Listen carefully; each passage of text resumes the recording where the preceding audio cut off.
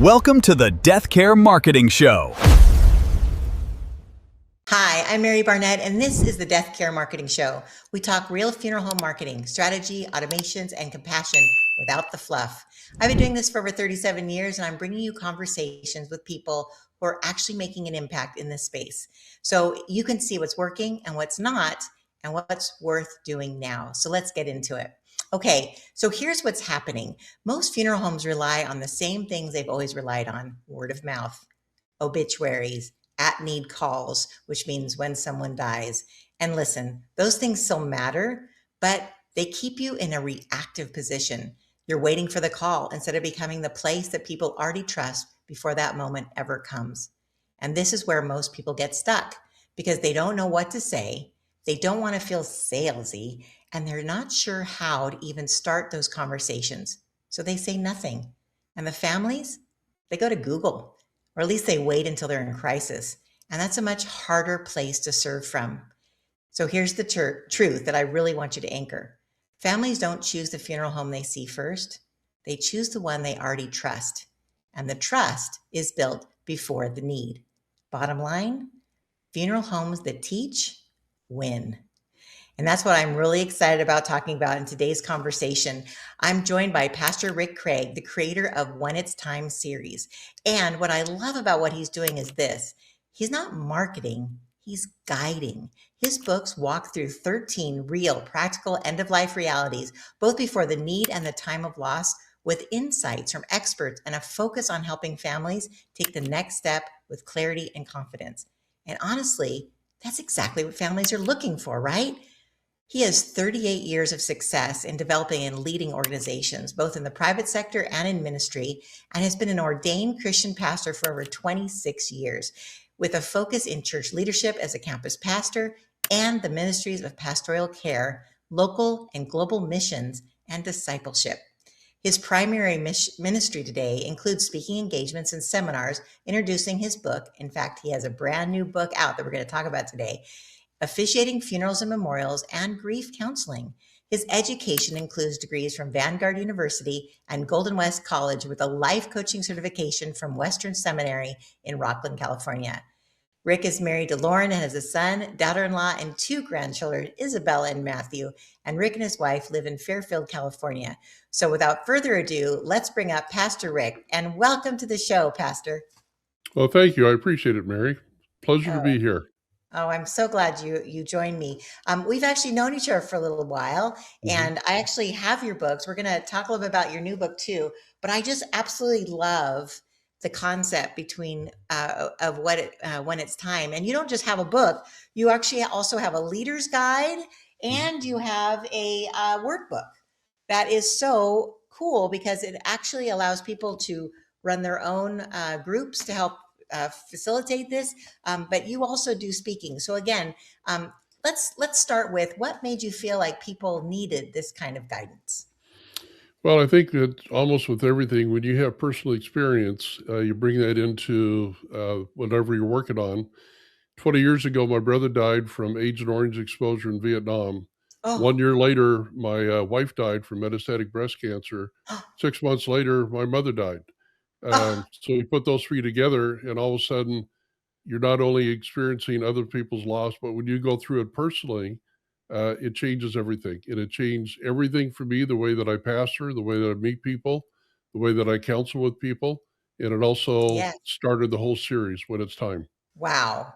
Wow. Yeah. So Yeah. personal experience, you're not just an expert with, being certified, but also personally, and that goes along better. So that is so powerful. And I see that all the time. People just, they don't avoid planning because they don't care. They avoid because they don't know how to start. Did you find that when your family members passed away that you guys weren't prepared for the end? It's true. And my brother, when he passed away, I was not knowledge on the military benefits, but I became Oh, knowledge, but it was after he died. And I was like oh, any other family, starting to search. And there's that sense of time, the pressure on that. And when you start having pressure and you're doing research is when you start making mistakes because you're just reaching at the straws. When my wife right. died, we already had all the plans, the trust, everything done, had the funeral home, everything was ready. But I Okay. still learned. I learned the emotional part of, yes, I'm now making the decisions, even though we had agreed upon anything or everything. It was me personally involved. Then I learned emotionally what it's like to be involved when you lose someone that close to you. When my mom Right. died, my dad had dementia. I took care of everything. And so again, when you're stepping out in 18 months, losing 3 family members, you not only learn from what you've learned from other people in the past, but when you personally are in those shoes, that's when you learn all the details that no one could ever explain to you. So it's Right. a hard lesson to learn. Yeah, it's a club you didn't want to be invited to, right? That's right. Very true. Very true. Yeah. So overall, what you've seen, and you mentioned that you also officiate funerals, Mhm. military as well. I'd love for you to share. In fact, let me ask you that. Tomorrow, you're officiating 2 funerals. You said, One tomorrow at Sacramento Valley National Cemetery, and that will be okay. my 142nd military funeral. And I've Wow. officiated 139 civilian and law enforcement funerals throughout the Bay Area in the last 5.5 years. So that's about 280 services in 5.5 years. And Wow. I thought I knew a lot when I started to do this, when I started to get the call from funeral homes and mortuaries, and then the military bases. I thought I knew, well, let me put it this way. I didn't know as much as I thought until you step into it once again. And then you start really learning what is this all about when it comes to military and working with funeral homes, the difference of that versus a mortuary, families that are dysfunctional, families that are healthy, families that are playing, families that Yeah. had done nothing whatsoever because they chose not to, and the death was Right. either a murder, an accident, a stroke. Um, Oh, so yeah, I've come across a whole lot in the last 5.5 years. well, on that note, what do you think people are most unprepared for when it comes to those end of life decisions? Since Let's you've take seen it one step. so Yeah, many. let's take one step back from that. I used to Okay. believe, and I would have bet every dime I had if I was a betting person, the reason people don't enter into the conversation about death and planning is because they didn't want to talk about it. That Oh, has changed. I am 100% convinced now that the majority of people don't enter into the conversation because they don't know how. That was the other reason for the oh, books. If you don't know okay. what you're talking about or how to find information or feel comfortable doing it, you're not going to go there. You're going to avoid it as long as you can. So here's another fact for you, then I'll answer your question. Okay. So if I ask people what percentage of people have done planning, and so when there's a death, it's like putting the key in the ignition of the car, turning it, car starts, and you drive away. And the Right. answer is, and this is from a lot of pastors, chaplains, funeral directors, about 5% of the people in America actually do planning, any extensive planning for their death. Let that sink in for a minute. 5%. 5%. 5%. 5%. So the Wow. first thing that happens when there's a death is panic and Sure. trauma and grief. So when I get a call from a funeral home, maybe a church, whatever, and we start talking, what I almost always hear is, "What do I do now?" And I know what they're Mm, asking, but I ask the question, "What do you mean by that?" And they'll right. say, for example, a spouse might say, "I don't know if I get the retirement money from my husband." Question, I don't Oh, say this, but why don't you know? That's part of planning.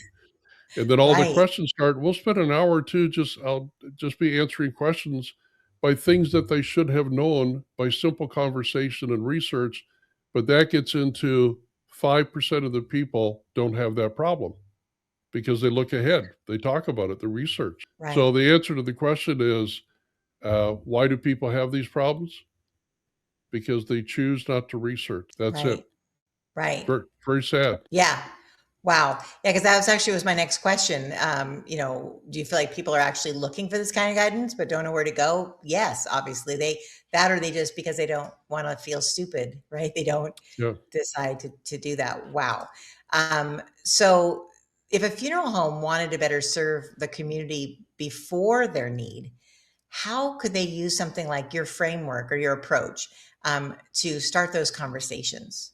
Well, what I have found, and I've worked with funeral homes, there's a couple different things they'll do. They'll send out a flyer, and they'll buy lunch at a local restaurant and come and listen to them talk about it.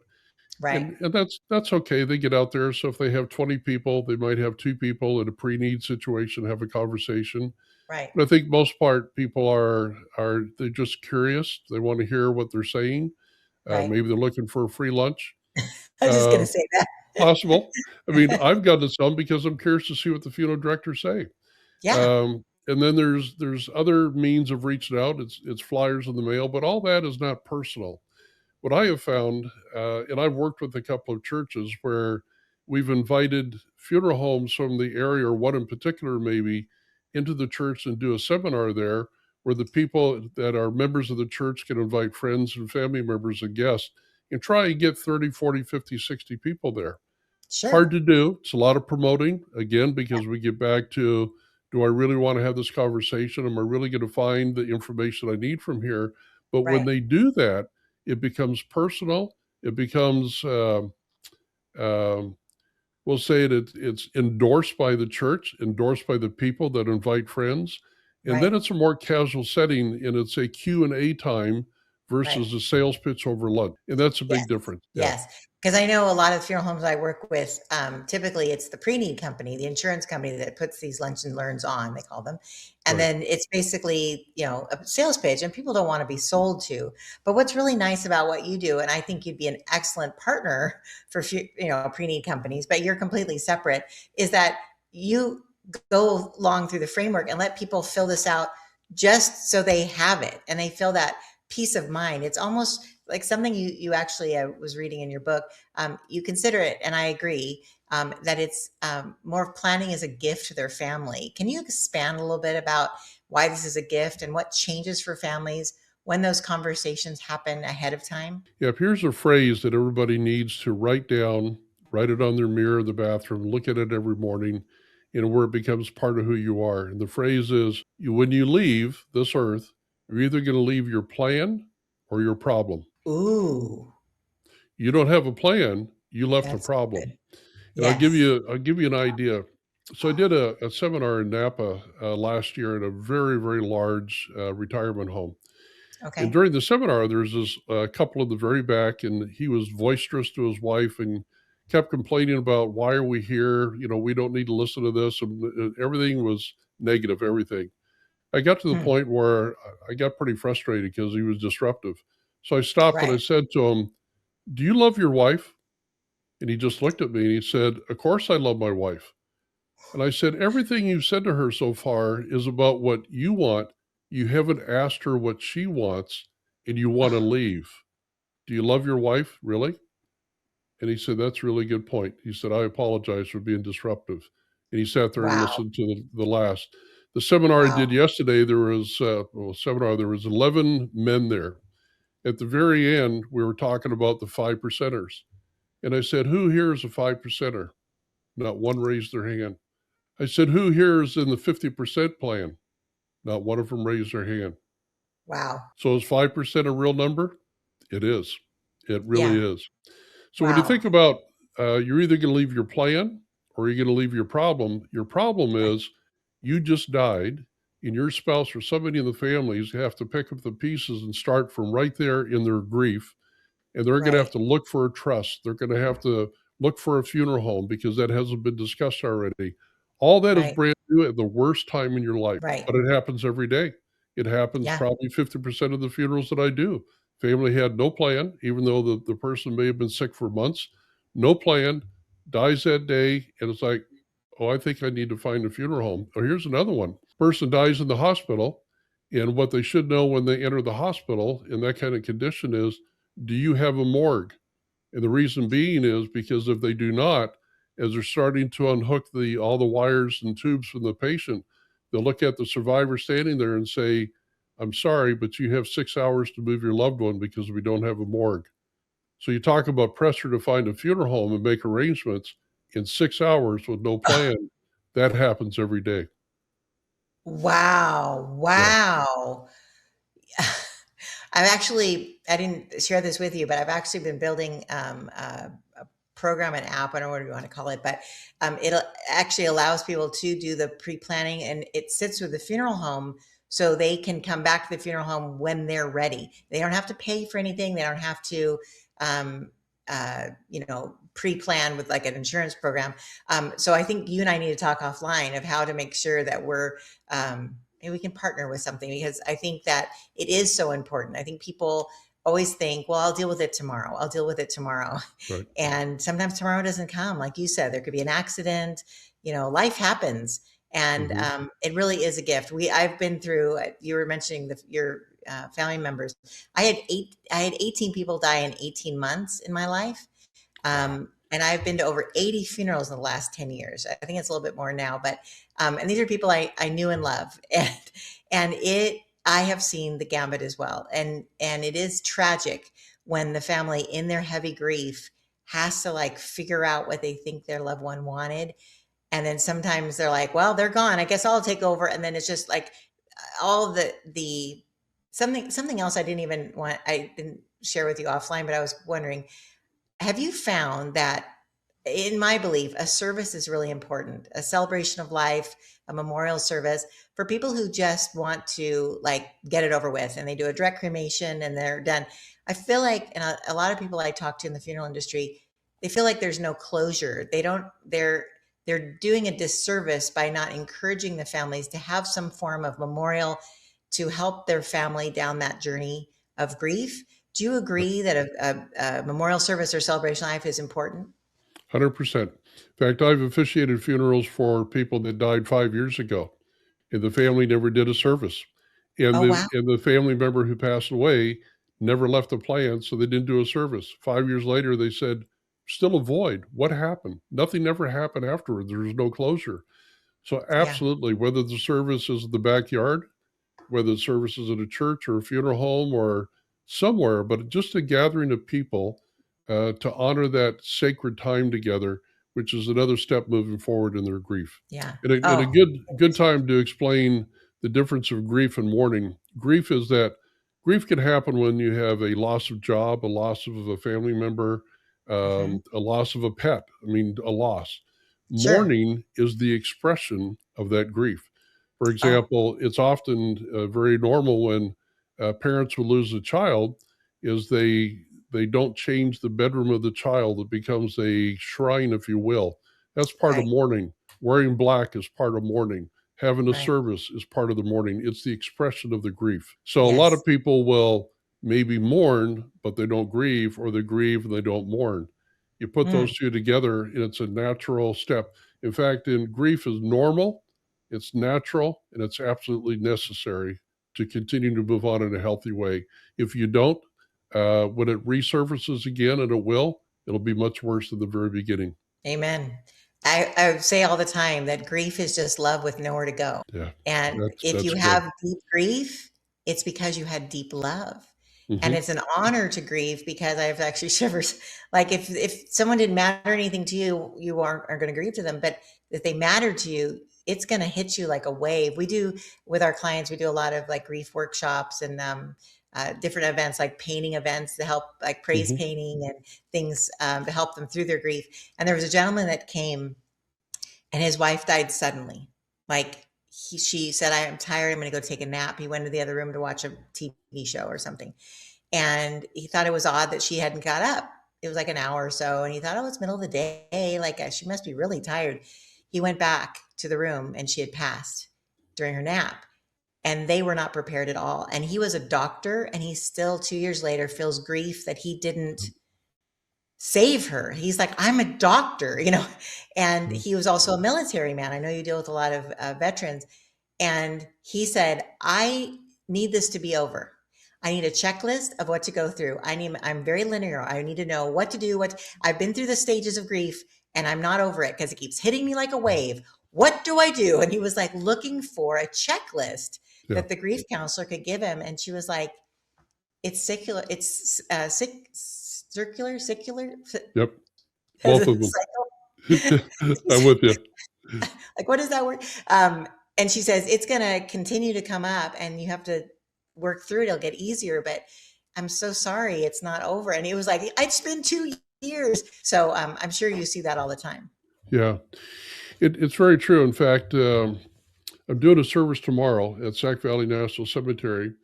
It's for the most decorated veteran that I've ever done a service for. He was a sergeant first class.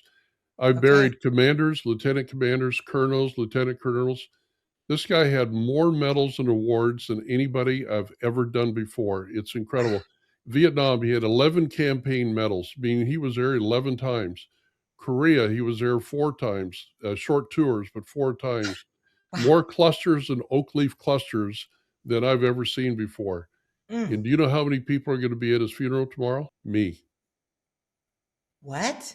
Me and the honor guard. That's it. He had no family, nobody recognized.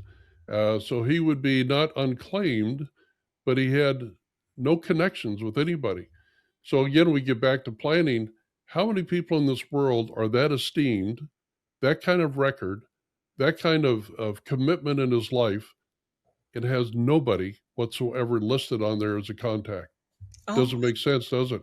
no. So I'm going to be talking to the heir to honor this veteran who deserved 26 years of service, 2 wars, multiple awards and ribbons and medals. And Wow. I'm going to be talking to the heir, honor Wow. guard, and I'll do a full service for him out of respect for him. Yes. What a blessing.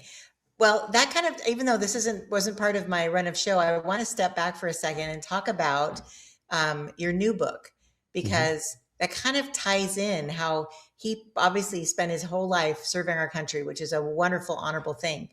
But he obviously didn't have a balanced life if he didn't have a family, or if he Right. didn't have relationships that would actually want to come to his funeral. So you wrote a book about your fourth quarter, I think you said. Mhm. Can we talk a little bit about that book and why Sure. it's so important? Because it goes hand in hand with your About Time. But I think it's important that we address that book as well, because I think it's really powerful. So what I did is I went out and found the best of the best to co-author with me. Okay. So, for example, the first chapter is written by 2 psychologists that are a friend of mine, Dr. Charity and Dr. John.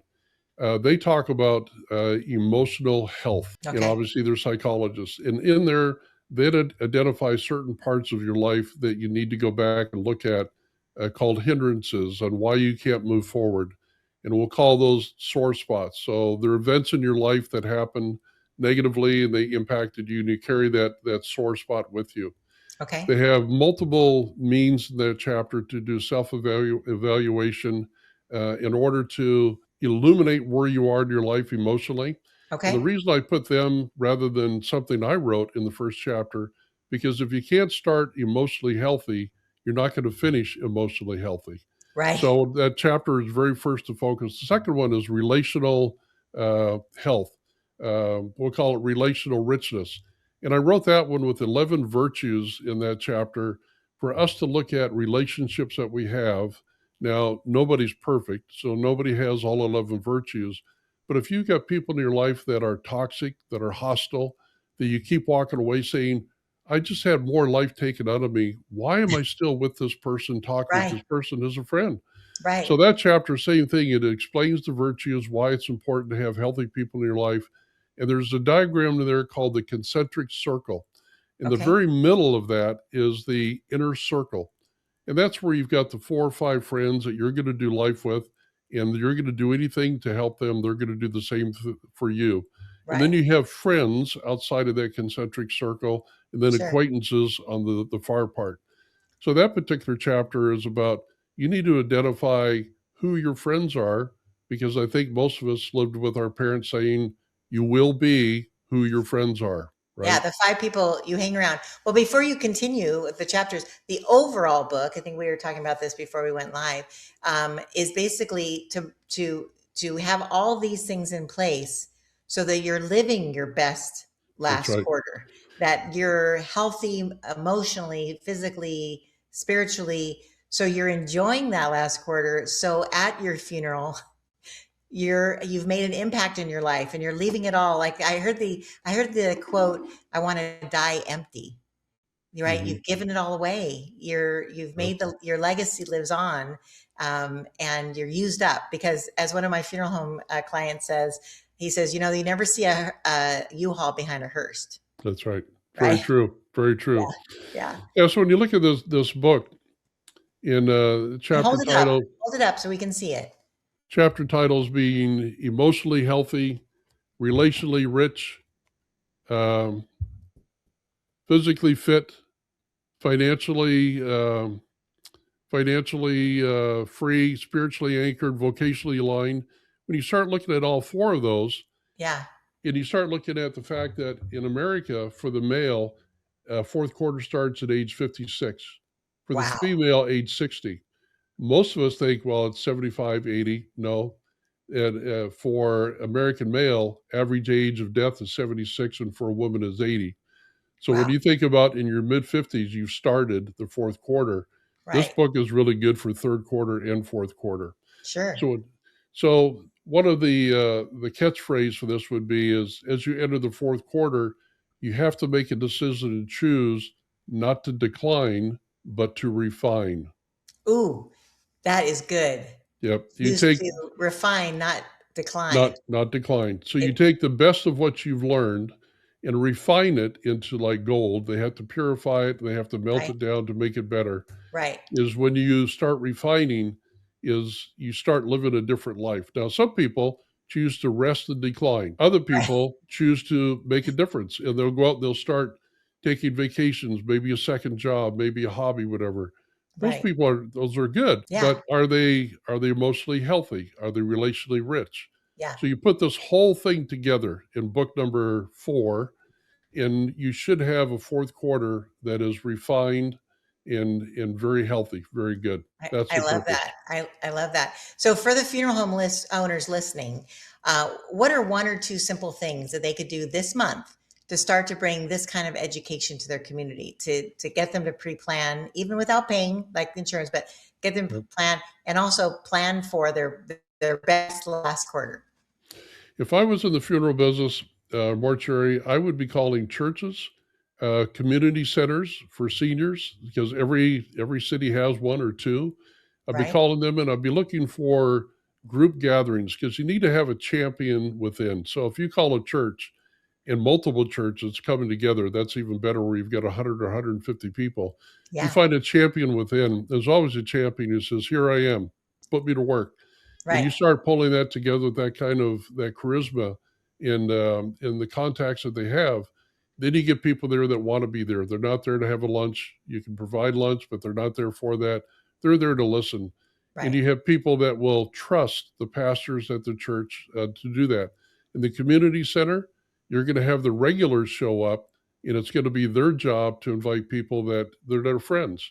You won't have the connection that you do within a church. So I think the more public gatherings that you have, where there's an invitation given, personal invitation given, and a reason why they're doing it, I think Right. you're going to get more attention to that. Yeah. Again, doing lunches at the local restaurant to have 15 people show up and have two say, sure, I'll talk to you about pre-need. Right. Is that really beneficial for the time and money? I don't know. Yeah. But bottom line, what you're suggesting is educating their community by Absolutely. educating and showing them how they can better their own lives, right? So they end well, right? They end Yep. strong, because we're all going to end. I mean, that's the thing. I think a lot of people. Another reason I think people don't pre-plan is they think, "Oh, I'll never die."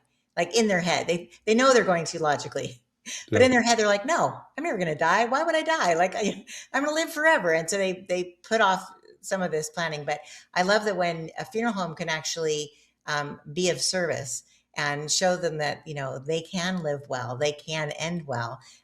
They will be the top of mind when that time comes, right?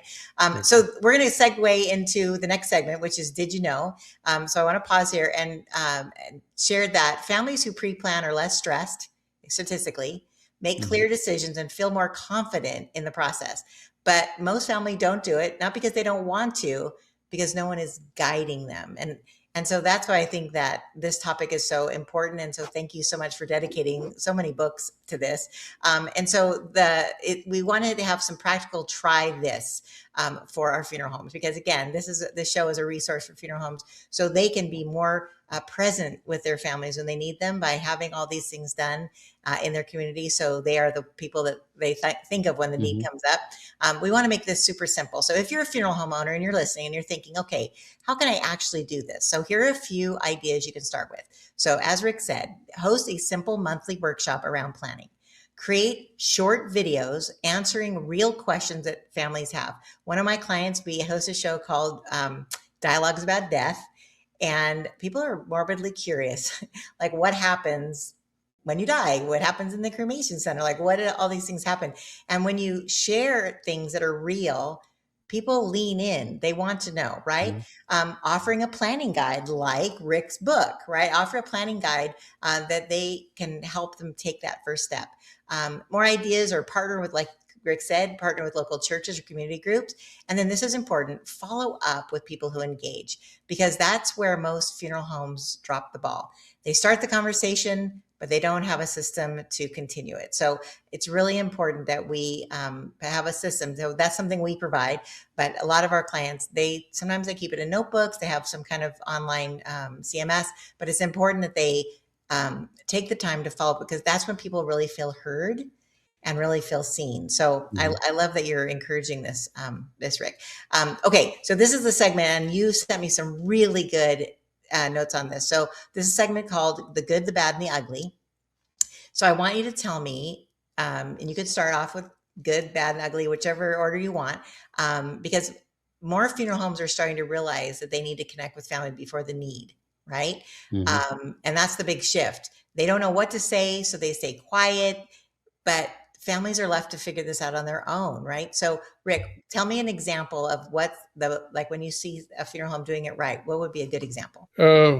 One of the things that I've known from talking to multiple funeral homes is they don't necessarily push pre-need very much, because the pre-need is a set price and it could last for 5, 10, 15, 20 years. And they don't want to venture into that because of, call it, loss of income.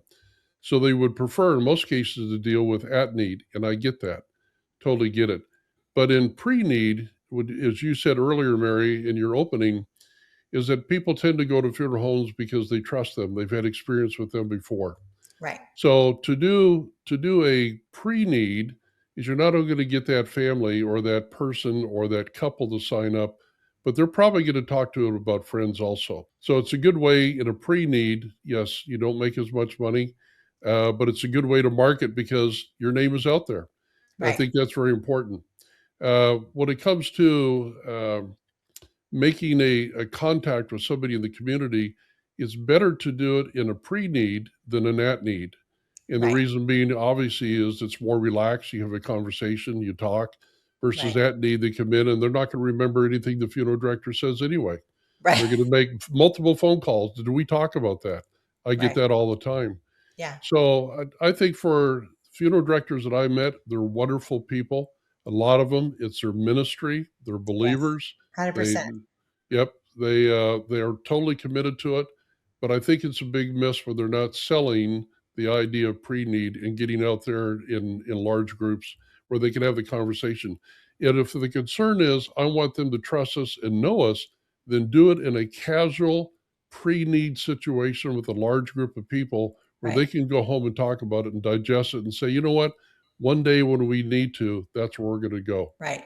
I think that's a natural. And the good and the bad and the ugly, we can kind of combine them. Has there been a situation that you've seen it where it's gone wrong? Like something terrible happened that we want to make sure our funeral homes don't do? Yep, unfortunately, I've experienced a few of those. And that would be as you have the funeral director dealing with the family in an at-need situation. Halfway through it, something happens, that person's not there, they're on vacation, they're sick, they hand it off, and the ball is dropped. And I've seen that quite a bit. And it ranges from maybe going to not set up on the graveside. Could be that the funeral is going to be inside in the chapel. That is not ready. Could be that the death certificate was promised, never showed up. They have to postpone the funeral. That will ruin any good reputation that you had with the family. So if there's going to be commitments made and passed or handed off to somebody else, it's got to be done really well, because that's where the ball is going to drop. Exactly. Because sadly, people remember the bad stuff more than the... It's just like when I do a funeral. The only thing they're going to truly remember are grieving families if I make a mistake. Right. It's human nature, Yeah. Sadly. Right. And that's why I print out all my message to give to the family along with the books. I give every family a whole set of books because I want them to hear or read what I said, because they won't remember it unless I call the person wrong by the wrong name. And I Right. want them to have the material because now they're survivors. And if they've never invested into making a plan, now they can go ahead and start the plan. Wow, that's really powerful. So what you said actually, hits home to me because we've been in marketing for 37 years, and we know the importance of having a system that things don't slip through the cracks. It doesn't have to be online, but as long as your funeral home has a very specific protocol that everyone follows, so nothing does slip through the cracks, because that's what people do remember, right? Yep. You want to be able to have it, be able to answer questions, respond with compassion, keep conversations intact, so they don't have that. Well, he said this and she said that. If you can have something that keeps everything together, which is great. And then also, I kind of like breezed through this when we were talking about this. Because Rick, you obviously are a very busy guy. You do a lot of things and you can't always show up physically, even though you said that's your favorite because people really connect. But a funeral home can buy your workbooks, right? Mm-hmm. And there's a leader guide here that they can run their own in-person funeral home. They could always bring you in virtually or even physically. But what's great about your books is that you can literally, with this leader guide, they can lead their own session that is a pre-planning, even without the insurance part, just to get people thinking about it. Because if they pre-plan with your books before the event, they're going to come back when they're ready to buy the insurance, if they don't have it already, because they have that connection. Because as I said earlier, the funeral home that educates wins. Yep. And I'll tell you how that leader guide came about. When I was doing seminars, I was contacted by Hoag Hospital in Newport Beach. And Oh, they asked me to be on a webinar with them for training. It's supposed to be 45 people okay. and to get their extra credit units for their licenses. When I Sure. signed on, there was 145 people, not 45. Oh, Supposed to go a half hour, went for an hour and a half. oh, When I wow. finished, they asked me if I would drive down to Newport Beach and meet with them. From all that, they said, would you write something for us? Because we want to start inviting the community into Hoag to do training to do exactly what you do. Because I did a sample training session for them, like what I do. And Wow. so I wrote the book. So Hoag Hospital uses it. They invite their community in both in San Diego and South Orange County. But now churches are using it for small groups. Hospice organizations have used it for training for their people. So Wow. it's like me sitting there talking to them without all the peripheral stuff. So Yeah. that's how that book came about. Oh, that's fantastic. I just thought it was absolutely brilliant because people then all over the country and all different, like I call them the compassion industry, Hmm. can use it. Like, and what a great marketing tool, right? To have that. So in the show notes, I'll definitely be putting links to be able to buy all those resources from you or to hire you physically to come in. So let's wrap this up, Rick. I want to honor your time, and this has been so valuable. I think it's going to help so many funeral homes realize that education and educating your community is going to make you head and shoulders above your competition, because that's the part that changes everything, right? It's when you Hmm. show up before the need. You're not chasing business, you're building trust. And the funeral home that does that well becomes the obvious choice, right? Yep. So if this helped you, you're a funeral home owner listening to this, or a funeral director, and this helps, share it with a funeral home owner that needs it. Let's do what works and drop what doesn't. And we'll see you next time on the Deathcare Marketing Show. Until next time, have a great day and God bless. Oh, and thank you, Rick, for being my guest today. Oh, my pleasure. Thank you very much. Appreciate it. Yes, you're such a blessing to so many, and I'm so grateful that you're on the show. And again, if you're interested in learning more about Rick's books, including his new one, we'll make sure to put the links in the show notes. All right. Yep. Until next time, again, God bless. Bye bye.